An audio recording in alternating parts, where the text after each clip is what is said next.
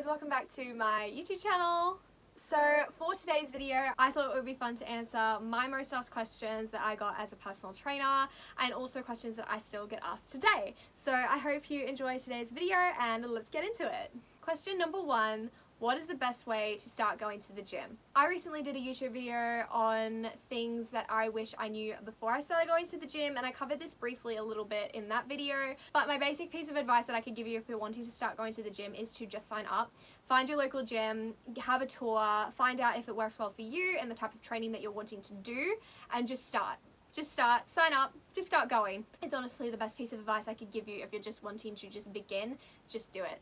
Dive in, head first, sign up to the gym, and just figure out what you want to do after that, because that's step one. Another thing that I find particularly helpful for people who have never been to the gym before or who are wanting a bit more guidance is a lot of gyms offer complimentary PT sessions for when you first sign up at the gym, so I'd highly recommend doing those. I used to give them to people all the time who wanted more help, and it was really, really fun and a really, really good way for you to kind of learn what all the gym equipment is, different exercises that you can start doing, and you can also kind of get a feel for whether or not you do want a personal trainer or not, or if you just want to do training on your own, so I highly recommend doing that. Another great one is to go to classes. A lot of gyms host various different classes. I highly recommend doing them. It's a good way to meet people, it's a good way to build your confidence, it's a good way to get into the habit of actually going to the gym, so I highly recommend looking out for whatever classes that your gym may hold. Another really good way to start is to sign up either with a family member or with some friends. So all sign up together, all go, all keep each other accountable. It's another really, really good way to actually get going and actually set you up for success with training at the gym. Those are probably my top tips. Question number two is, what is the best way to lose weight and how can I keep it off? Now, this question is very interesting. It's a very case-to-case situation. There is no one-size-fits-all kind of system for this question. You know, what works for someone might not work for you, and what works for you might not work for someone else. So it's a very interesting question. I honestly think the most effective piece of advice that I can give you that works for every single person is you need to commit to it, and you need to be disciplined, and you need to hold yourself accountable and take responsibility for your goals and for your training. That's probably the one thing that I can give anyone and everyone that will definitely lead to success. Commitment to whatever it may be, whether you're doing a diet or whether you're doing a training scheme, whatever it is, commit to it, remain disciplined, hold yourself accountable to it, and actually follow whatever plan it is that you set up, whether it be with a PT or your own plan or whatever. Follow it to a T and you will definitely see results in one way or another. Another question that kind of leads into this one, like a sub-question I guess, is people ask me all the time about caloric deficits. Now, a caloric deficit is basically where your caloric input, or the amount of calories you're consuming, is less than your caloric output, or the amount of calories you are expending. So basically, there's a couple of different ways that you can put yourself into this situation. You can go down the whole calculate your total daily caloric needs and or your total daily caloric expenditure, so the amount of calories you're burning roughly in a day. You can go down that path and actually like count calories and count macro and micros. You can go down that path. But I think if you're wanting just basic, how can I do this? How does it work?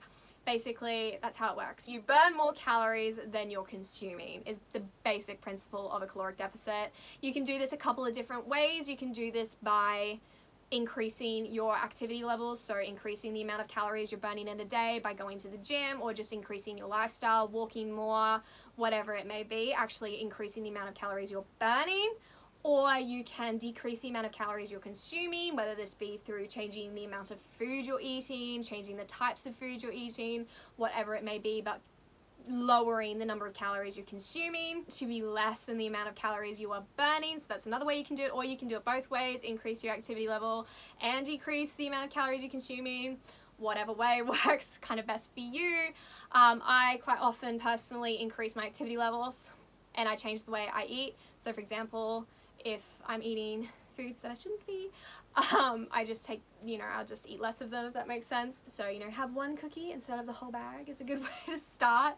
And then obviously increasing your activity levels, so that whether that be walking, go for a walk every day if you're not doing that, or you know, go to the gym more or attend a class or whatever it may be, do something that will increasing your activity level will definitely make a difference. Obviously, this is going to be different to everybody because everybody has different metabolisms, different lifestyles. So again, kind of what works for you might not work for someone else, and what works for someone else might not work for you, but that's kind of a little bit about what a caloric deficit is and kind of how you can implement it. Please don't go crazy with cutting out all of this food in your diet. You don't need to do that. Just start small and then work your way up and figure it out so you can get a feel for what works best for you and your body. Okay, so this is more of an equestrian specific question, but it is, as an equestrian, how can I do weight training without it hurting so much the next day?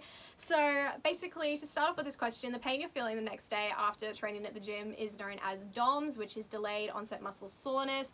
This is completely normal for when you do weight training and stuff like that. Don't be alarmed if it is happening. Obviously, as an equestrian myself, I understand where you're coming from. You need to be able to ride horses the next day and do your training and live life normally, so I understand exactly where this question is coming from. From my personal experience, muscular endurance training has worked really, really well for me. So basically this is high volume, low weight. So this means high number of sets, high number of reps with a lower weight or body weight. So this gives you the ability to kind of track a bit more how your body's feeling, I find, and also gives you some results. I would also like to jump in here and say it is a complete myth that you need to lift really heavy weights in order to build muscle and see results that way. So you can do it via muscular endurance. It's the way I do it. It might be a bit of a more gradual progression of strength improvement and strength progression, but don't be disheartened. It'll just take maybe a little bit longer, and obviously you can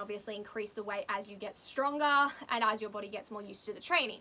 So that's something that I personally do, and it's worked really, really well for me. Obviously you're probably going to feel it a little bit. Obviously, like, it's the same as if you ride multiple horses throughout the day and you begin to feel it a little bit by the end of the day. It's completely normal. Another recommendation I have for that is also I stretch a lot. I spend a lot of time on my warm-ups and a lot of time on my cool-downs as well, because it'll prevent injury and it can actually make a huge difference with the amount of pain that you'll feel the next day or the days after. So I highly recommend having a really good warm-up routine. So really warm up your muscles on some form of cardio machine. I spend about 5 to 10 minutes on a treadmill, and then I do some static exercises and activation exercises so that my muscles are actually warming up before I do my main workout. And then I also finish with, again, another 5 to 10 minutes on some kind of cardio machine, whether it be a bike, treadmill, cross trainer, whatever, and then I do my static stretching. So I do all of my quads. I get a lot of DOMs in my quads and in my hamstrings and my glutes, so I focus on those areas a lot, but stretching is honestly wonderful. Epsom salt baths are another really good way to do it. Another really good thing is foam rollers. Holy grail, amazing. Highly recommend doing them. I do them before I stretch because that's just the way I prefer to do it, but other people might have different opinions, but you know, so that's kind of my recommendation there. And the final question, question 4, is what is the best diet? I love this question, but I don't love this question at the same time. So I don't really believe in fad diets. I think they're a great idea, and I think if you're wanting to do it for a purpose, great, give it a go, and if it suits you, that's amazing, and if it works for you, like, wow, that's incredible. I'm really happy you found something that's worked for you. It's never worked for me personally, so again, it's kind of the same as losing weight, you know, there's no one size fits all, there's no diet that's going to work for everyone, there's no best diet, so I can't sit here and give you, oh yes, this diet's better than any other, but I can tell you what I do that's worked well for me. I think you just need to do your research, find out more about your body type. You can definitely get a referral to a dietitian who can definitely help you a lot more with that if that's something that you're wanting to go down, figure out exactly what diet is best for you, because that's the important thing, is that it's best for you. But basically I'll share a little bit about what I do. I don't really follow any specific diet. I definitely follow the practice of eating everything in moderation, so obviously I don't deny myself anything. If I feel like a cookie, I have a cookie, but I have 1 or 2 cookies, not the whole bag. So I'm very disciplined kind of with what I eat. So if I do want to eat something a little bit sugary or fatty, I have a small amount of it so that I no longer have the craving for it, but I haven't gone overboard, so it hasn't really affected anything else that I eat for that day, because I eat pretty well. I eat a lot of salads, I eat a lot of vegetables, I eat a lot of lean meat, so I don't then completely destroy all that effort by going and eating an entire bag of Doritos or an entire bag of cookies or whatever it may be. So everything in moderation is how I eat. And then another thing that I do, this isn't specific, you know, if it's not for you, don't do it. I don't like eating in the morning. It makes me feel really, really sick. I'll have my coffee in the morning, but I don't usually eat until about 1 o'clock in the afternoon. That's just personal preference. I'm not doing it. So I guess you could say I'm intermittent fasting, but that's not the purpose of it. I just eat when I'm hungry, stop when I'm full. So that's kind of, I guess, where some people would say, oh, do you do intuitive eating? Yes, I eat when I'm hungry, I stop when I'm full. I theoretically eat what I want. But yeah, there's kind of nothing I really do explicitly. I just keep in mind the amount of exercise that I'm doing. I keep in mind what I'm eating. Obviously, I'm not doing huge amounts of exercise at the moment, so obviously I'm not consuming large quantities of carbohydrates because I just simply don't need them. I'm very aware of how much sugar I'm consuming, how much fat, etc, etc. And I mainly just eat vegetables, fruit, lean meat, everything like that. That's just kind of more what I focus on. But that's kind of a little bit about my diet, so if that helps anyone, there you go. I hope you guys enjoyed today's video. If you did, please give it a thumbs up and subscribe to my channel if you want to see more of my videos, and I hope you all have an amazing weekend. Bye!